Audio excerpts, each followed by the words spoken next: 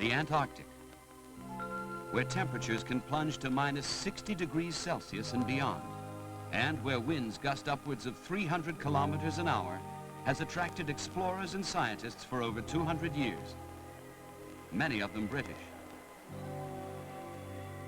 One of their most famous explorers, Robert Falcon Scott, first visited this region on the Discovery in 1901. So it's appropriate that this latest expedition was launched from that same vessel, now berthed in London's dockland. One of the party's leaders is Kenneth Hankinson. Well, it's essentially an amateur expedition to carry out broad-based scientific research into all the major disciplines, and at the same time to promote an adventurous approach to the sort of things that we wish to do down there, so that whilst we'll be looking at almost all the aspects of the wildlife on the island, and also the geology and some of the physical problems associated with it, we'll attempt to do so by using the minimum of modern equipment, by using kayaks rather than powered boats, by using man-hauling rather than skidoos, and by using tents rather than permanent accommodation wherever possible. We wish to go back, if you like, to the type of expedition pioneered by Scott and Shackleton, where it was simply the man against an element.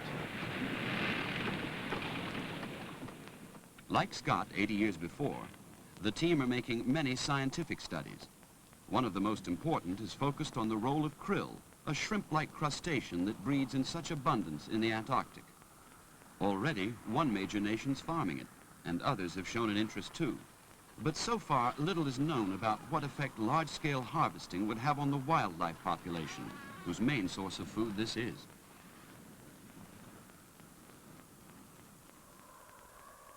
But the most spectacular task the team will undertake is to overwinter in tents, a feat which has never been tried before.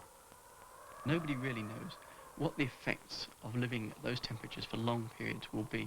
There are the obvious dangers of cold injury, exposure and frostbite, and one of the aspects of the physiology and psychology experiments will be to try and monitor the effects of these on the body and general performance. But these are experiments to come. First, they've got to get there.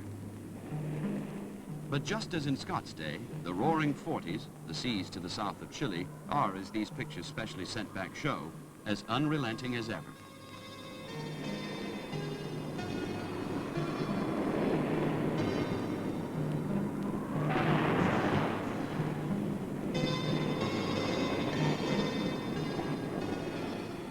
Only a small number of the first summer party are sailors, and there's no doubt that being seasick is the worst feeling in the world. And by the time I get down there, I'm confident that I will wish that I'd flown.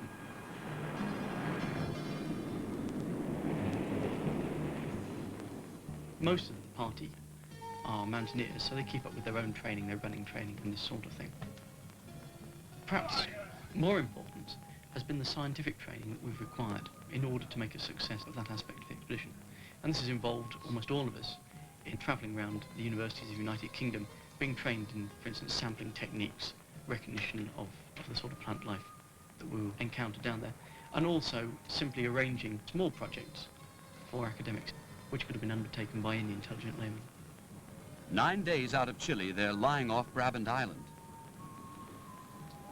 3 years of planning have suddenly become reality. To get here, Hankinson and his colleagues have raised the necessary 70,000 pounds themselves, a third coming from their own pockets.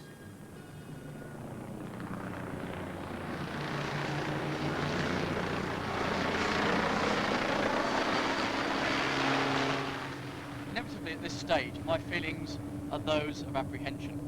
So many people and institutions have invested time, effort and money in this expedition that we must definitely feel that we may not be up to the difficulties that we might encounter.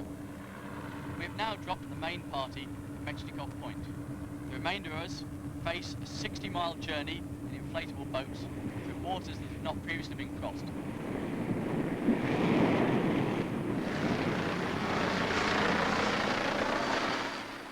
The first part of the program is to systematically explore the island on foot. Later, the mountaineers among them will scale the summits. And further into the project, which is scheduled to finish in April 1985, canoeists will circumnavigate the island, the first time such a journey's been contemplated at this latitude.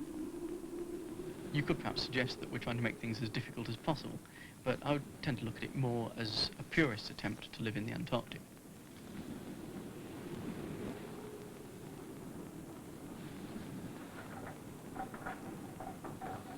There'll be days when you're cold and wet and miserable, and you're fed up with the rations, and you'll feel that, what on earth am I doing here? What have I achieved? But they're counterbalanced by days of extraordinary solitude and beauty, and you really have to weigh one against the other. Scott had the hopes and the backing of almost the entire nation in his expedition, and he was really venturing into the unknown. We're simply filling in a gap in the map so that the unknown is on a much smaller scale. On top of which, Scott was perhaps a gentlemanly explorer, whereas we are perhaps more task-orientated. We've got a job to do, and that's what we intend to do. In all of history, man's capacities have never been fully measured, and we dare not limit the possibilities of what we're able to achieve. But adventure, science, and heroism, which play their part in this unique project, are qualities which inspire us all. They are the very essence of the Rolex award scheme. They are truly in the spirit of enterprise.